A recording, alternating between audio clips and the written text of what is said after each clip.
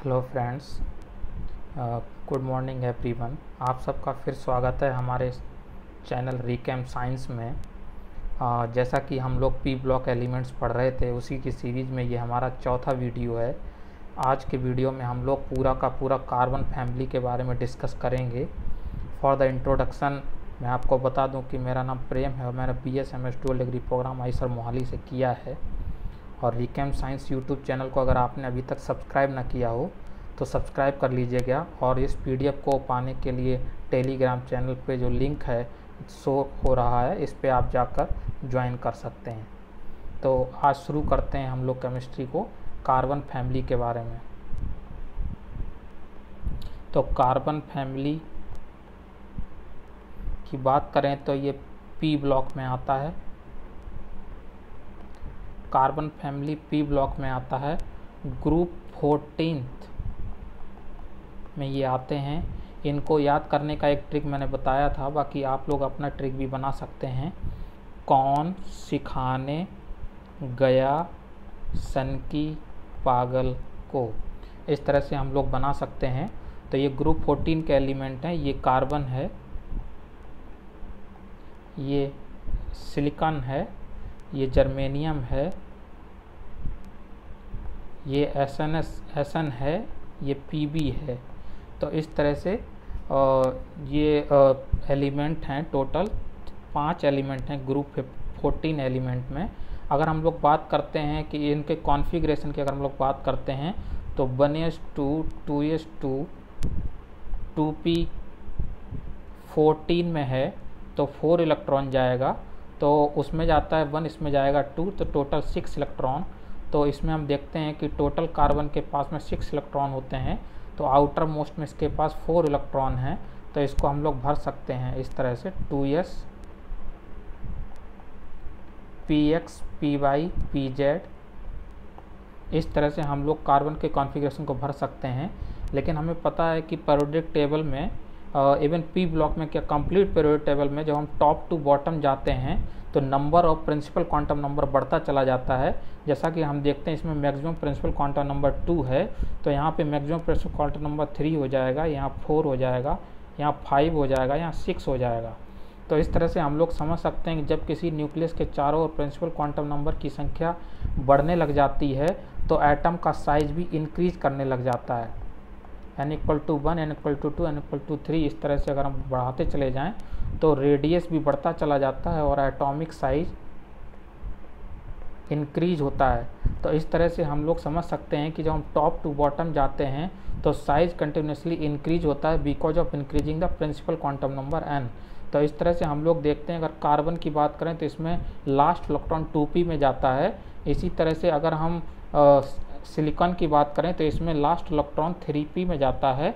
अगर जर्मेनियम की बात करें तो इसमें लास्ट इलेक्ट्रॉन 4p में जाता है। अगर SN की बात करें तो इसमें लास्ट इलेक्ट्रॉन 5p में जाता है। अगर PB की बात करें तो इसमें लास्ट इलेक्ट्रॉन 6p में जाता है। तो इस तरह से हम लोग देख सकते हैं, लेकिन इनके लास्ट में सब में 2-2 इलेक्ट्रॉन होंगे। इस तरह से ये हम ऑब्जर्व कर सकते हैं। तो अब हम लोग समझ सकते हैं कि कार्बन क्या है, हेड एलिमेंट है। कार्बन अपना हेड एलिमेंट है। इसका मतलब है कि इसमें 2p तक ये जाता है, 2p2 तक ये जाता है, यानी कि इसमें 3D अवेलेबल नहीं है। इस चीज़ को समझना होगा, इसमें 3D अवेलेबल नहीं है। तो बॉन्ड फॉर्मेशन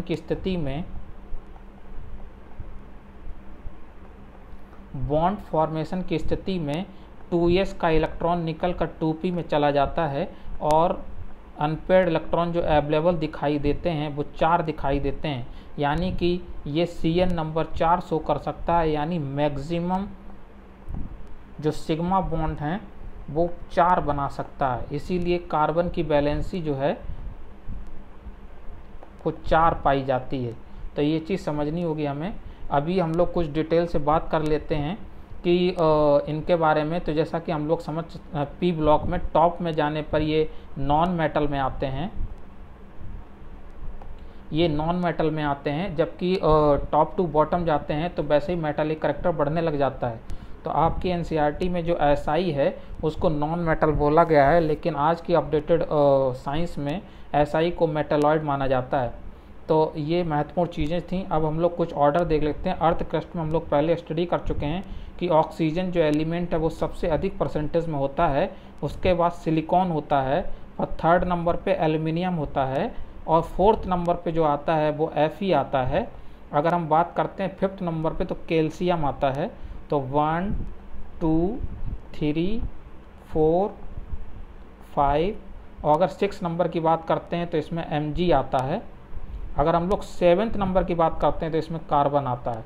तो 7th रैंक पे आता है कार्बन नंबर ऑफ परसेंटेज में in term of the crystal, in term of the earth crust. तो ये महत्वपूर्ण चीज़ है। तो कार्बन अर्थ क्रस्ट में 7th नंबर पे आता है। मोस्ट वर्सेटाइल एलिमेंट है, carbon is most versatile element in the world.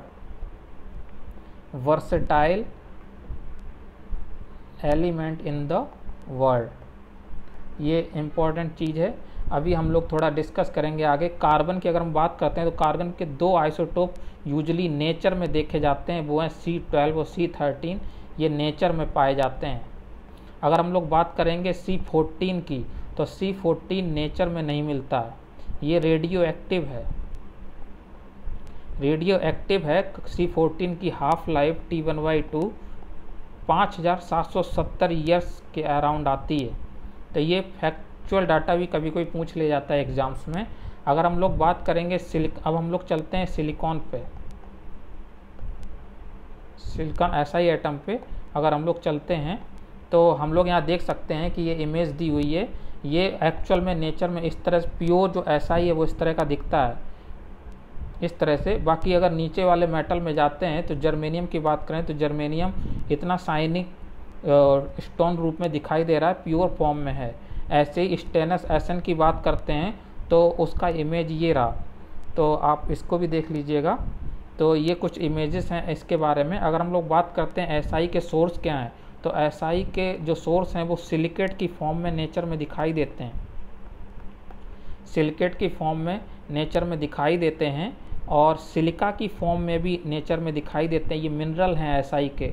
Silicon की फॉर्म में भी नेचर में दिखाई देते हैं। तो ये 3 टाइप के मिनरल नेचर में पाए जाते हैं जिनमें हम लोग SI को पा सकते हैं।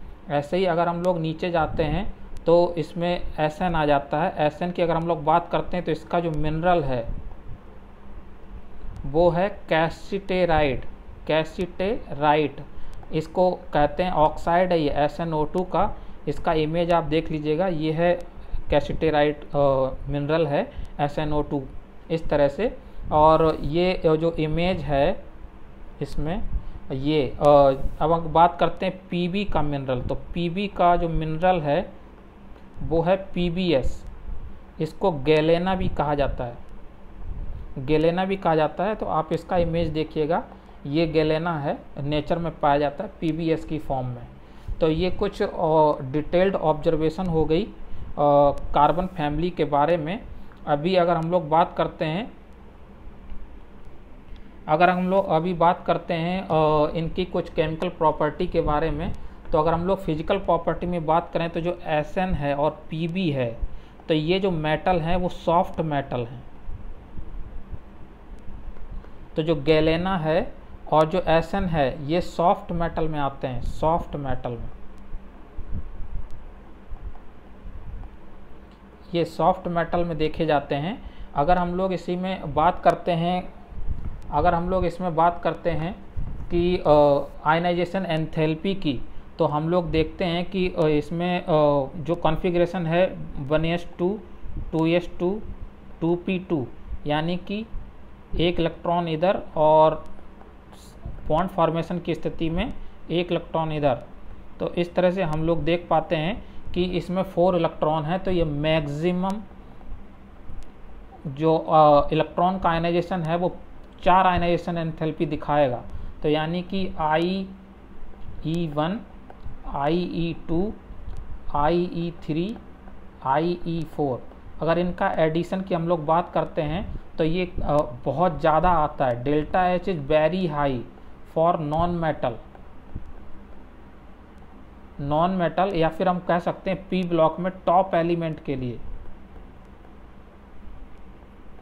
Top element boron carbon in सब के लिए और डेल्टा एच की वैल्यू बहुत ज़्यादा आती है। यही कारण है कि इसमें से हम कार्बन से कंप्लीटली इलेक्ट्रॉन को रिमूव करके कैटायनिक फॉर्म में नहीं ले जा सकते।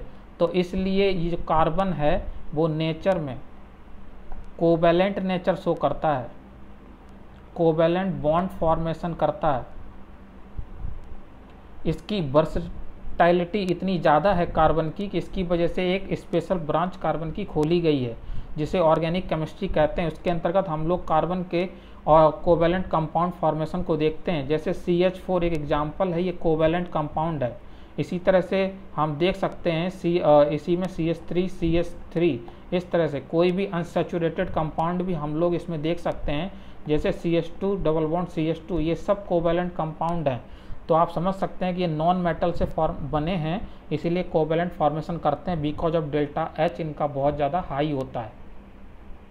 तो ये एक बात हो गई। अगर हम लोग बात करते हैं, इसमें चले जाते हैं SI के केस में। अगर हम लोग बात करते हैं इस SI के केस में, तो SI के केस में कॉन्फ़िगरेशन होता है 1s2 2s2 2p6 3s2 3p2, इस तरह से। तो हम देखते हैं कि इसमें इम्पटी d ऑर्बिटल अवेलेबल हैं, ये d ऑर्बिटल इम्पटी अवेलेबल हैं, इसीलिए ये maximum quantum number Cn number 4 से बढ़कर Cn नंबर 6 तक शो कर सकता है, क्योंकि ये इलेक्ट्रॉन के लोन पेयर को अपने इम्पटी d ऑर्बिटल में ले सकता है। इसीलिए SI जो है Cn नंबर 6 तक चला जाता है। तो अगर हम लोग बात करते हैं इसी में, अगर हम लोग बात करते हैं इसमें ऑर्डर की अगर हम लोग बात करते हैं प्रेफर्ड कोवैलेंट कैरेक्टर, अगर हम देखते हैं कि ऑक्सीजन स्टेट +2 की स्टेबिलिटी की, तो टॉप टू बॉटम जाने पे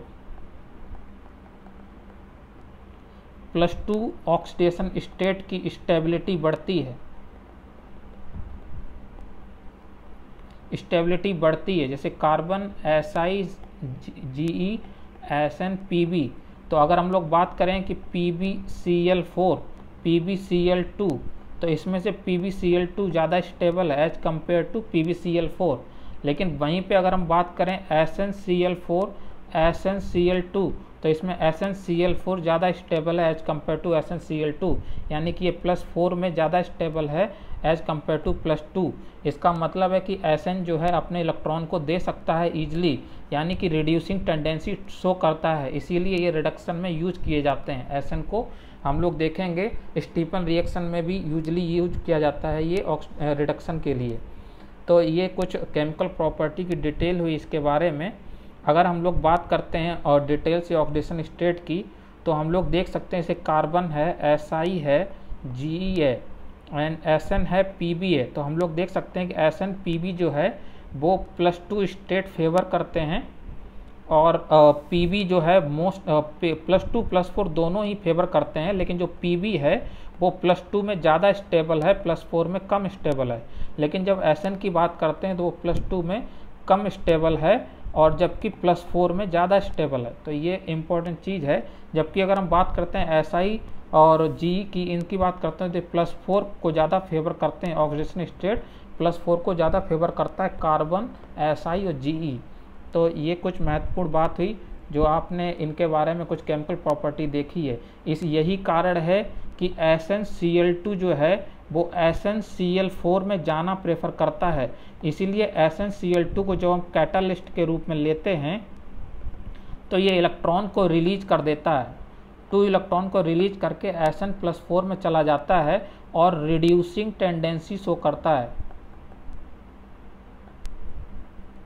रिड्यूसिंग टेंडेंसी शो करता है, और क्योंकि ये +4 में ज़्यादा स्टेबल है।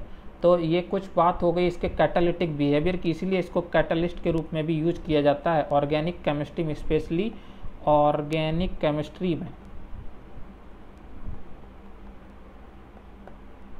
ये कुछ बात हुई। अगर हम लोग बात करते हैं इसी में थोड़ा सा आगे बढ़ते हुए केमिकल प्रॉपर्टी का अगर हम लोग डिस्कस करते हैं, इसमें अगर हम लोग बात करते हैं जैसे Pb है, PbCl4 और PbCl2, तो इसमें ये +4 में है, ये +2 में है। तो हम लोग देख सकते हैं कि जो लेड है वो +2 में ज़्यादा स्टेबल है एज कम्पेयर टू +4, इसीलिए जब भी हम लोग किसी केमिकल रिएक्शन में PbCl4 को लेंगे तो फाइनली जो +4 की लेड की ऑक्सीजन स्टेट है वो +2 में जाना चाहेगी। अगर ये +2 में जाना चाहेगी तो ये PbCl2 बनाएगी। इसका मतलब है कि ये इलेक्ट्रॉन को एक्सेप्ट करेगी, इसका मतलब है कि ये ऑक्सीडाइजिंग प्रॉपर्टी शो करेगी। तो ये ऑक्सीडाइजिंग प्रॉपर्टी शो करते हैं, ये किसी दूसरे को रिड्यूस कर सकते हैं बाय टेकिंग द इलेक्ट्रॉन। और इस तरह से ये कुछ केमिकल प्रॉपर्टी की बात हुई लेड के बारे में। तो अगर हम यहीं पे हम लोग कुछ केमिकल रिएक्शंस को देख लेते हैं, जैसे SnCl4 है, अगर हम इसकी रिएक्शन कराते हैं वाटर से तो चूंकि ये कोवेलेंट नेचर के होता है तो ये हाइड्रोलिसिस हो जाएगा। हाइड्रोलिसिस होने के बाद में SnOH का होल 6 में चला जाता है। तो हम लोग देख सकते हैं कि इसमें Cn नंबर 6 है, 4 नहीं गया। उसका कारण क्या है? क्योंकि इसमें d ऑर्बिटल इन्वॉल्व हो रहे हैं। Sn के केस में d and f orbital involve हैं, इसलिए मैक्सिमम Cn नंबर 4 शो कर रहा है। ऐसे ही अगर हम लोग बात करते हैं SI के केस में, अगर हम लोग बात करते हैं SI की, SI का रिएक्शन करा देते हैं तो हम देखते हैं कि SiF6 2 नेगेटिव बनता है। यहाँ पे भी Cn नंबर 6 है। क्यों? क्योंकि SI में इम्पटी p ऑर्बिटल है, इम्पटी d ऑर्बिटल है, अवेलेबल है। इसी तरह से अगर हम लोग बात करते हैं GeCl4 की, अगर रिएक्शन कराते हैं HCl से और हम लोग रिएक्शन देखते हैं तो GeCl6 में चला जाता है, यानी कि +6 में चला गया। तो यहाँ पे भी Cn नंबर 6 प्रेफर कर रहा है जर्मेनियम। तो ये महत्वपूर्ण चीज़ है, because of the d orbital availability. अब 3d नहीं है तो 4d होगा, 4d नहीं है तो 5d होगा। तो ये महत्वपूर्ण चीज़ है, इसीलिए ऐसा हो रहा है। आगे हम लोग देखते हैं, अगर हम लोग बात करते हैं SiO, तो ये सिलिकॉन ऑक्साइड है, ये +2 स्टेट में SI। तो ये एट हाई टेम्परेचर पे एग्जिस्ट करता है, हाई टेम्परेचर पर एग्जिस्ट करता है, लो टेम्परेचर पर एग्जिस्ट नहीं करता। अगर हम लोग बात करते हैं CO की, तो CO में भी कार्बन पे क्या +2 है, तो ये भी जो है एग्जिस्ट करता है नेचर में। और लेकिन अगर हम लोग बात करते हैं स्टेबिलिटी की, तो हम लोग देखते हैं, अगर इसमें बात करते हैं एसिडिक करैक्टर की, तो एसिडिक करैक्टर किसका ज़्यादा होगा? CO2 का इसमें एसिडिक करैक्टर ज़्यादा होगा, क्योंकि इसकी ऑक्सीजन स्टेट है +2, इसकी ऑक्सीजन स्टेट है +4। तो जिसकी ऑक्सीजन स्टेट सबसे ज़्यादा होती है उसमें एसिडिक करैक्टर ज़्यादा होता है, इस चीज़ को समझिएगा। नॉन मेटल के केस में non metal oxidation state higher indicating acidic character enhancement. तो इस चीज़ को समझिएगा। अगर हम लोग बात करते हैं ऑक्साइड्स की बात करते हैं और उनके एसिडिक कैरेक्टर को देखते हैं, तो हम यहाँ पे बताते हैं इंपॉर्टेंट चीज़ कि हम लोग यहाँ पे एसिडिक कैरेक्टर को ही क्यों देख रहे हैं, क्योंकि जो नॉन मेटल होते हैं, नॉन मेटल ऑक्साइड्स जो हैं वो कैसे होते हैं? Acidic in nature. और जो मेटल ऑक्साइड हैं वो कैसे होते हैं? Basic in nature, basic in nature होते हैं। तो इस तरह से अगर हम लोग देखते हैं, अगर हम लोग बात करते हैं SnO2 और PbO2 की, तो ये दोनों एम्फोटेरिक नेचर शो करते हैं। मतलब एसिडिक मीडियम में बेस की तरह बिहेव करेंगे और बेसिक मीडियम में एसिड की तरह बिहेव करेंगे। तो ये महत्वपूर्ण चीज़ है। अगर हम लोग ऑक्साइड की डिटेल से इनको डिस्कस करें,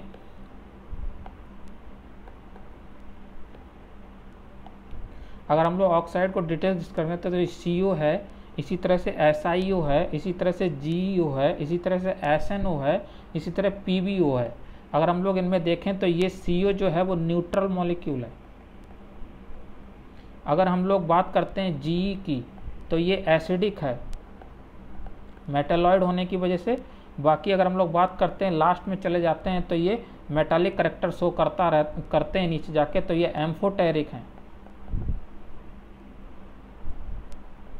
एम्फोटेरिक का मतलब है कि बेसिक और एसिडिक दोनों करैक्टर शो करेंगे।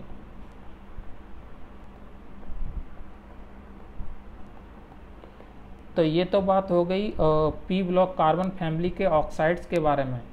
इसी तरह से अगर हम लोग बात करते हैं, जैसे कार्बन ले लेते हैं हम लोग, और कार्बन पे अगर हम लोग वाटर डालते हैं तो कोई भी रिएक्शन नहीं होता, नो रिएक्शन। इसी तरह से जी को ले लेते हैं और वाटर से रिएक्शन कराते हैं अगर, तो कोई भी रिएक्शन नहीं होता।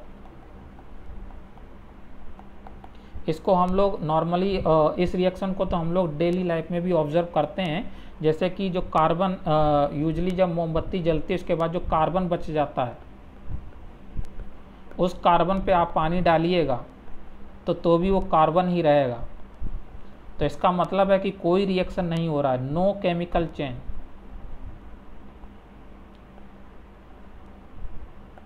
No chemical change in this.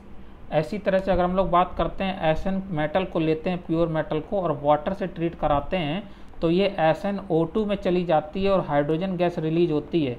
अब आप समझ रहे होंगे ऐसा क्यों हो रहा है, क्योंकि ये +2 में स्टेबल है एज कम्पेयर टू 0, इसीलिए ये SnO2 में कन्वर्ट हो जाती है। हीटिंग की मदद से हम लोग इस रिएक्शन को ड्राइव करते हैं। अगर हम लोग बात करें लेड को लेते हैं, Pb को अगर हम लोग लेते हैं और H2O वाटर से ट्रीट कराते हैं तो no reaction.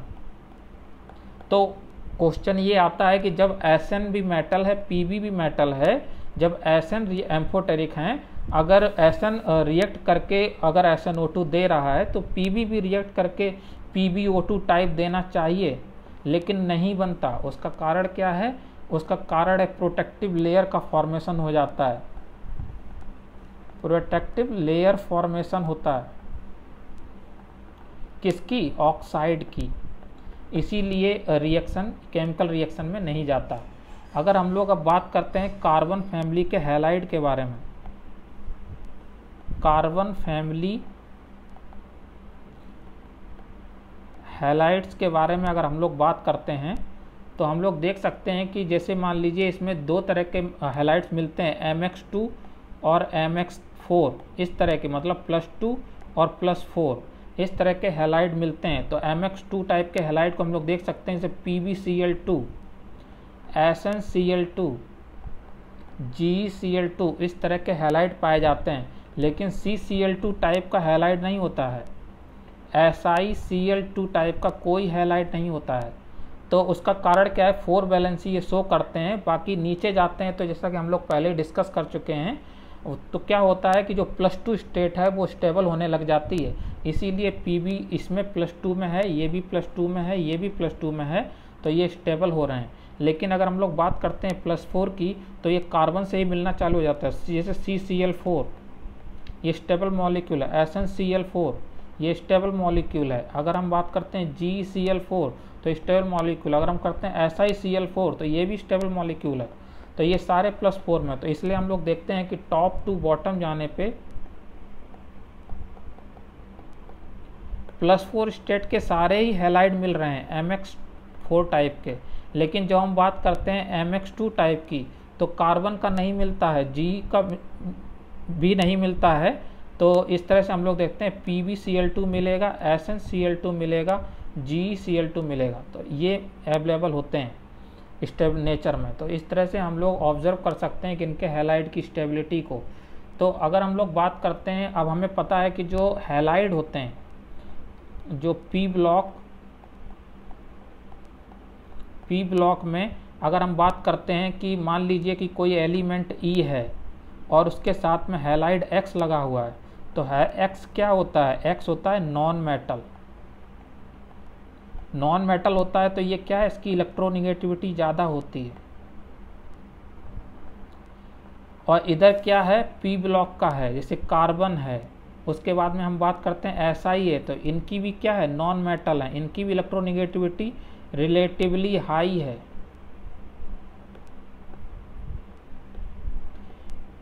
Electronegativity relatively high है। तो दोनों के जब डिफरेंस को हम लोग निकालेंगे तो बहुत कम आता है, लेस देन 2 आता है या लेस देन 1 आता है। तो इस तरह से हम लोग देख पाते हैं। इसका मतलब है कि जब नॉन मेटल और नॉन मेटल आपस में कंबाइन करता है तो कोवैलेंट कैरेक्टर शो होता है। इसीलिए MX4 और MX2 टाइप के कंपाउंड जो हैं वो कोवैलेंट होते हैं। आयनिक नहीं होते, इस चीज़ को समझिएगा, आयनिक नहीं होते। और जो मॉलिक्यूल कोवैलेंट होते हैं उनको जब वाटर के साथ एसिडिक मीडियम में या बेसिक मीडियम में हाइड्रोलिसिस करते हैं तो वे ईजिली अंडरगो हाइड्रोलिसिस में चले जाते हैं। इसी तरह से जैसे SiCl4, जैसे SiCl4 है, अगर इसकी हम लोग वाटर से ट्रीट कराएंगे तो ये SiOH का होल 4 बन जाता है। तो सिंपली हाइड्रोलिसिस होता है because of the covalent compound.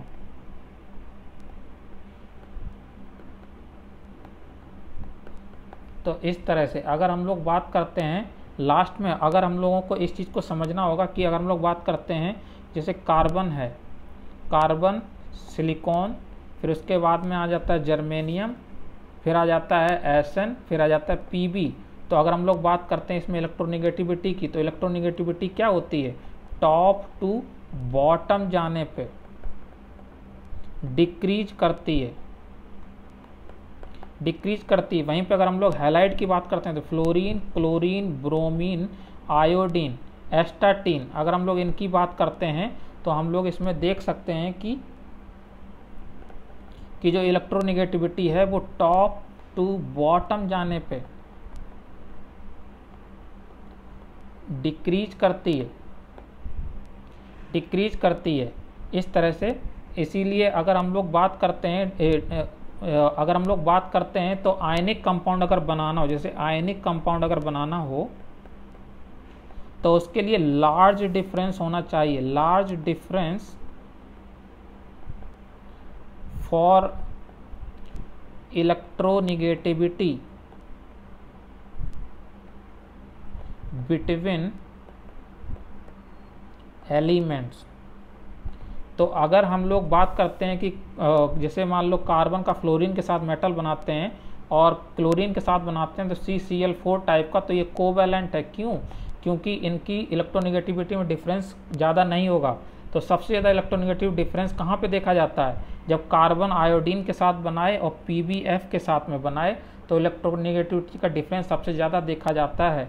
यही कारण है कि जो SnF4 है और PbF4 है उसमें फ्लोरीन की इलेक्ट्रोनिगेटिविटी 4.0 समथिंग हो जाती है और Pb और Sn के केस में डिक्रीज कर जाती है। इसीलिए डिफरेंस जो है वो लार्ज आता है।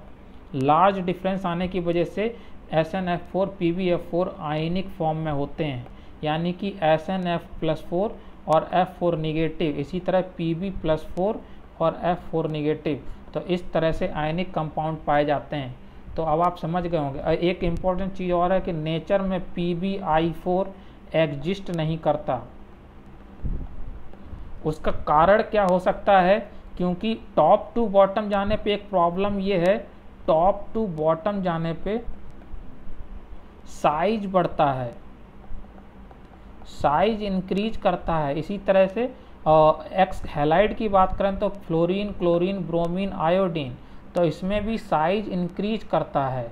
तो जब साइज इंक्रीज करता है तो Pb जो है वो आयोडीन के 4 एटम को संभाल नहीं सकता और ड्यू टू द हिंड्रेंस और due to the steric hindrance unstable हो जाता है। तो ये एक बात हुई, due to the steric hindrance ये अनस्टेबल हो जाता है। तो ये तो कुछ बात हुई इस तरह से। इसीलिए जो Pb है वो PbI2 की फॉर्म में एग्जिस्ट करता है। ये तो बात हो गई आयोडीन के टर्म में। वहीं पे अगर हम बात करते हैं लेड के टर्म में तो भी हम कह सकते हैं Pb जो है वो +2 स्टेट में प्रेफर करता है स्टेबिलिटी, Pb+4 स्टेट में प्रेफर नहीं करता। तो ये दो रीजन, एक तो स्टेरिक हिंड्रेंस की वजह से PbI4 नहीं बनता और दूसरा ये है कि +4 ज़्यादा स्टेबल नहीं है, +2 ज़्यादा स्टेबल है, इसलिए PbI2 बनता है। ये एक महत्वपूर्ण चीज़ हो गई जो हम लोगों को समझनी चाहिए। अगर हम लोग बात करते हैं हैलाइड ऑफ जर्मेनियम, G के हैलाइड की बात करते हैं तो हम लोग स्टेबिलिटी की बात करते हैं Gx4 और Gx2, तो इसमें स्टेबिलिटी Gx4 की ज़्यादा है। ये हम लोग पहले ही सीख चुके हैं कि जब टॉप टू बॉटम जाते हैं तो +2 स्टेट की स्टेबिलिटी बढ़ती है और जब बॉटम टू टॉप जाते हैं तो +4 की बढ़ती है। इसीलिए जी कार्बन सिलिकॉन के बाद जी आता है तो वो +4 ज़्यादा प्रेफर करता है। लेकिन लेड के केस में लेड सबसे नीचे है, पीबी सबसे नीचे है, तो पीबी क्या करता है, PbX2 और PbX4 में +2 ज़्यादा प्रेफर करता है। इसीलिए स्टेबिलिटी जो है पीबी के केस में PbX2 की आती है। तो ये महत्वपूर्ण चीज़ है। अगर हम लोग बात करते हैं CCl4 कार्बन टेट्राक्लोराइड को वाटर के साथ में डालते हैं और देखते हैं कि हाइड्रोलिसिस होता है तो नहीं होता, तो पता लगता है कि ये hydrolysis no hydrolysis take place. इसका कारण क्या है, जैसे सी है इसमें क्लोरीन। अगर हम लोग बात करें 2 2 2 2 2 तो कितने हो गए इसमें इलेक्ट्रॉन, 2 × 4 मतलब टोटल 8 इलेक्ट्रॉन है। तो इस कार्बन के अराउंड में 8 इलेक्ट्रॉन है along with the high electronegativity of chlorine 3.5। तो वो क्या है कि ऑक्सीजन इसमें वाटर जो है नॉर्मल वाटर जो है वो कार्बन पे अटैक नहीं कर सकता। अगर हमें यहाँ पे अटैक कराना है तो हमें ड्राइविंग फोर्स चाहिए, CCl बॉन्ड को वीक करना पड़ेगा। इसके लिए हमें एसिडिक या बेसिक मीडियम लेना पड़ेगा, तब तो इसका हाइड्रोलिसिस हो सकता है। अदरवाइज CCl4 का डिस्टिल्ड वाटर के साथ में हाइड्रोलिसिस नहीं होता।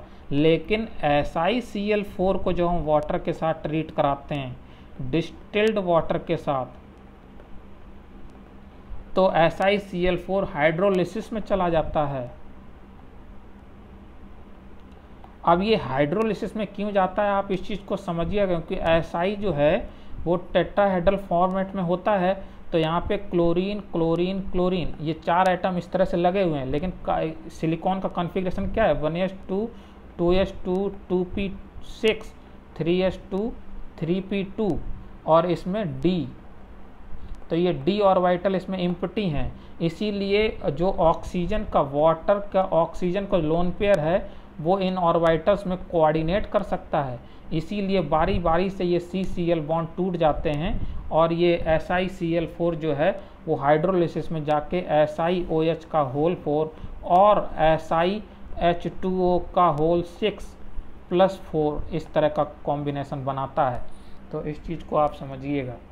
तो ये तो बात हो गई कि क्यों CCl4 हाइड्रोलिसिस में नॉर्मल डिस्टिल्ड वाटर में नहीं जाता, लेकिन SiCl4 डिस्टिल्ड वाटर में चला जाता है। उसका कारण समझिएगा, क्योंकि Si की इलेक्ट्रोनेगेटिविटी टॉप टू बॉटम जाने पे घटती है, उसको इलेक्ट्रॉन की आवश्यकता है और इसके पास इम्पटी d ऑर्बिटल भी अवेलेबल है। इसीलिए वो आने वाला वाटर मॉलिक्यूल अपने लोन पेयर को इसके इम्पटी d ऑर्बिटल में डालकर CCl बॉन्ड को वीक कर देता है और ये हाइड्रोलिसिस हो जाता है।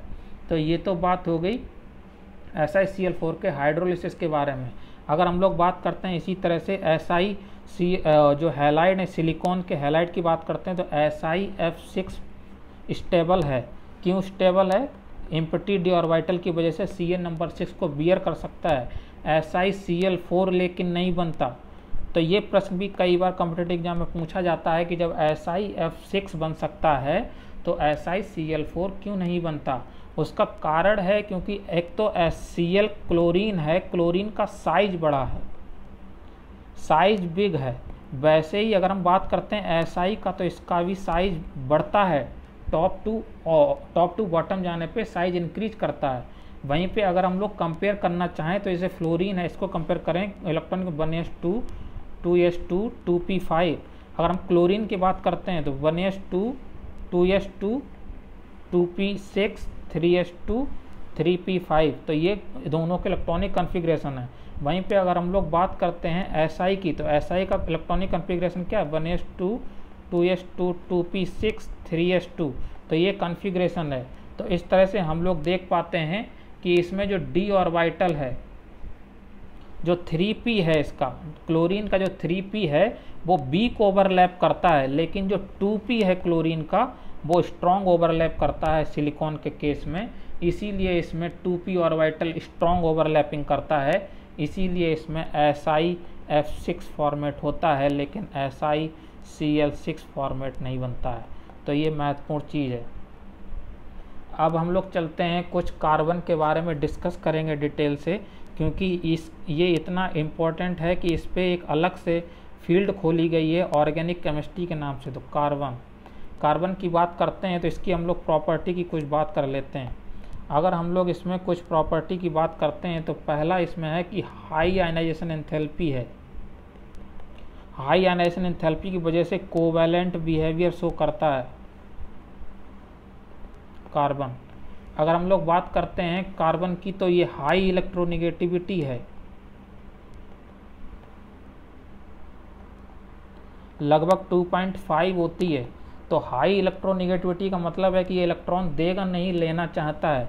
उसी तरह से तीसरी अगर बात करें, चूंकि कार्बन हेड एलिमेंट है तो इसलिए कार्बन कैसा होगा, स्मॉल साइज होगा। इसी तरह से अगर हम लोग बात करते हैं unavailability of the D orbital, fourth जो है कार्बन क्या है, अनअवेलेबल है फॉर डी ऑर्बिटल,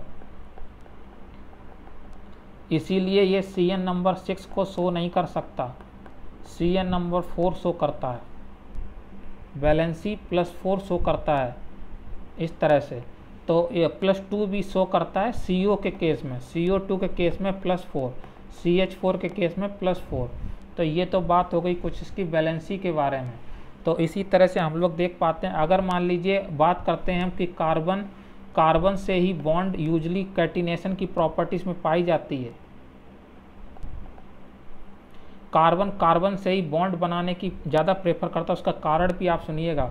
जैसे कार्बन है 1s2 2s2 2p2, दूसरा कार्बन है 1s2 2s2 2p2, ये दो कार्बन है। अब मान लीजिए कोई ऑक्सीजन है, ऑक्सीजन के केस में 1s2 2s2 और ये हो गया आपका 2p6, ये टोटल इसमें कितना होता है 2p4, और ये हो गया 4 5 6 एंड लास्ट में होता है इसका 6। तो इसमें आउटर मोस्ट में हो गया कितना 6 इलेक्ट्रॉन है आउटर मोस्ट में।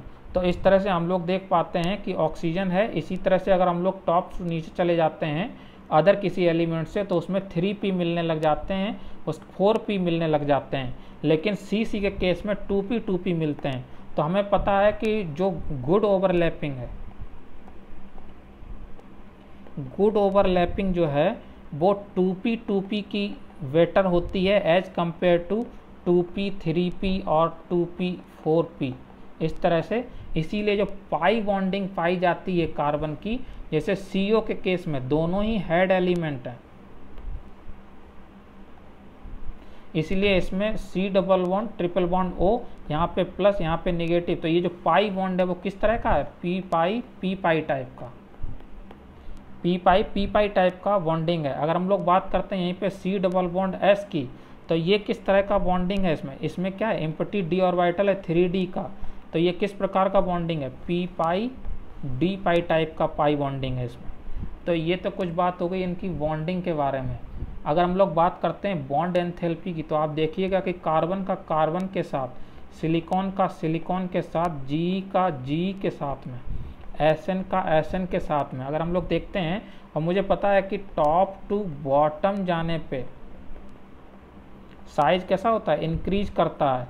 तो अगर कार्बन कार्बन बॉन्ड बना रहा है और यहीं पे SN बॉन्ड बना रहा है, तो इनके साइज जो है इंक्रीज कर गए। इनके साइज इंक्रीज करने से इनके जो ऑर्बिटल हैं वो भी इंक्रीज कर जाते हैं। तो जब ऑर्बिटल इनके इंक्रीज कर जाते हैं तो ओवरलैपिंग जो है वीक होती है। अगर ओवरलैपिंग वीक हो जाती है तो बॉन्ड लेंथ इंक्रीज कर जाती है। तो इसीलिए टॉप टू बॉटम जाने पे बॉन्ड लेंथ जो है वो क्या करेगी, इंक्रीज करेगी। तो ये कुछ बात हो गई आपकी कार्बन के बारे में। कार्बन की कंपाउंड की आपस में म्यूचुअल जो एंथैल्पी, बॉन्ड एंथैल्पी का इंक्रीज होता है, बॉन्ड लेंथ का इंक्रीज होता है, उसके बारे में। अब हमें पता है कि अगर बॉन्ड लेंथ बढ़ती है, अगर बॉन्ड लेंथ इंक्रीज होती है तो बॉन्ड एंथैल्पी डिक्रीज होती है, बॉन्ड को ईजिली तोड़ा जा सकता है। इसीलिए अब आप इस चीज़ को समझिएगा, C बॉन्ड इसलिए काफ़ी स्ट्रॉन्ग बॉन्ड होता है, लेकिन SI बॉन्ड उतना स्ट्रॉन्ग नहीं है। SI बॉन्ड उतना स्ट्रॉन्ग बॉन्ड नहीं है। तो ये तो बात हो गई आपकी कुछ बॉन्ड एंथैल्पी, बॉन्ड लेंथ के बारे में। अब हम लोग कुछ बात कर लेते हैं कार्बन के एलोट्रोप के बारे में। तो कार्बन के एलोट्रोप को अगर आप देखना चाहें तो आप यहाँ देख सकते हैं, इसके दो एलोट्रोप यूजली हम लोग पढ़ते हैं, पहला है डायमंड और दूसरा है ग्रेफाइट। तो इस चीज़ को आप समझिएगा, ये तो है डायमंड और ये है ग्रेफाइट। तो ग्रेफाइट का स्ट्रक्चर सीट लाइक स्ट्रक्चर होता है, आप इस चीज़ को देख लीजिएगा। ग्रेफाइट का स्ट्रक्चर सीट लाइक स्ट्रक्चर होता है और नेचर में इस तरह पाया जाता है।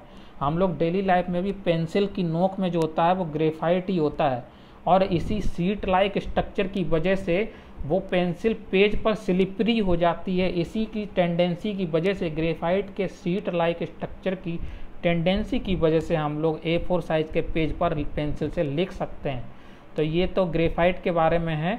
और ये डायमंड है, डायमंड का स्ट्रक्चर आप देख लीजिएगा, नेचुरली ऐसा होता है और केमिकल स्ट्रक्चर इस तरह से है। तो डायमंड अपनी कठोरता के लिए जाना जाता है। डायमंड की मदद से बहुत सारे ज्वेलरी कटिंग और डिजाइनिंग के लिए यूज की जाता है, डायमंड को कटिंग के लिए। तो ये काफ़ी महत्वपूर्ण चीज़ है। क्रिस्टलाइन फॉर्म है, डायमंड कैसा है, क्रिस्टलाइन फॉर्म है, और एक ग्रेफाइट कैसा है, क्रिस्टलाइन फॉर्म है। इसी तरह से इनका एमोर्फस फॉर्म भी पाया जाता है। इसी तरह एक इसका और वो है, इसका एलोट्रोप है, वो क्या है, फुलरीन। तो ये फुलरीन है, इसमें फुटबॉल के लाइक का स्ट्रक्चर होता है, C16 इसमें एटम है। तो इसी तरह की कई प्रकार की फुलरीन पाई जाती हैं। C70 से लेके कार्बन चेन 3 से 380 तक, 400 तक पाई जाती है। तो इतनी बड़ी फुलरीन भी पाई जाती हैं। तो ये यूजली हाई टेम्परेचर पर जो हम लोग ग्रेफाइट को यूज करते हैं, तो वही सीट लाइक स्ट्रक्चर जो है वो फुलरीन में कन्वर्ट होने लग जाता है।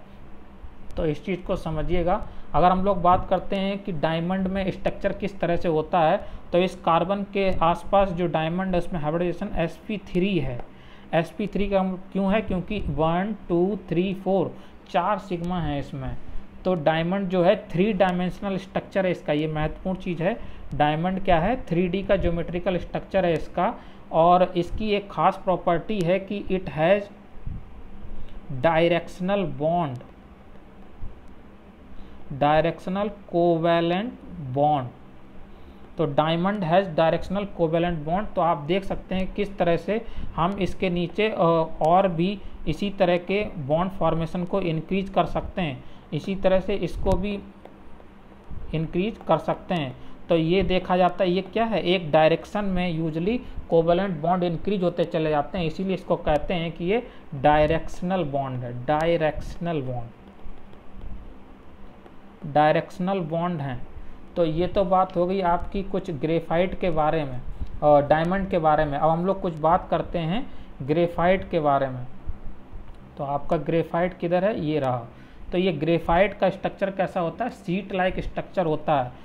तो ये जो आप ध्यान रख, डायमंड में हाइब्रिडाइजेशन sp3, लेकिन डायमंड और जो ग्रेफाइट है उसमें कार्बन का हाइब्रिडाइजेशन होता है sp2। ये महत्वपूर्ण चीज़ है। और इसमें फ्री इलेक्ट्रॉन जो होते हैं वो इस रिंग में घूमते रहते हैं।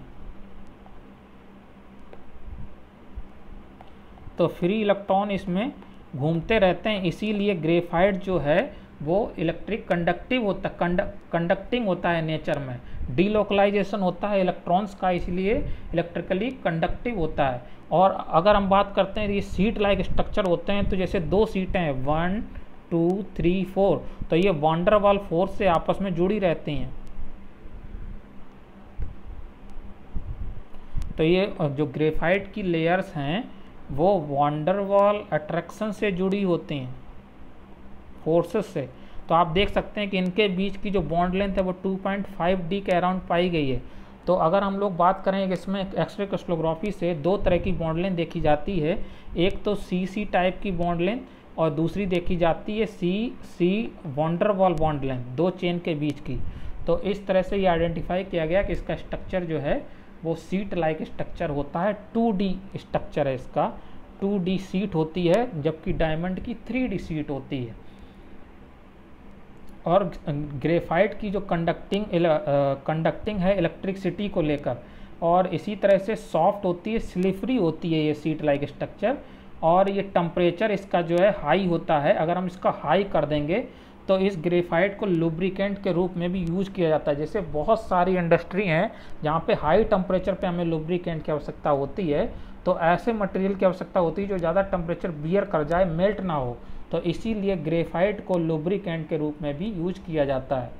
तो ये तो कुछ बात हो गई आपकी ग्रेफाइट के बारे में। अब इसके बाद हम लोग नेक्स्ट वीडियो में फुलरीन के बारे में डिस्कस करेंगे और कुछ केमिकल रिएक्शंस के बारे में डिस्कस करेंगे।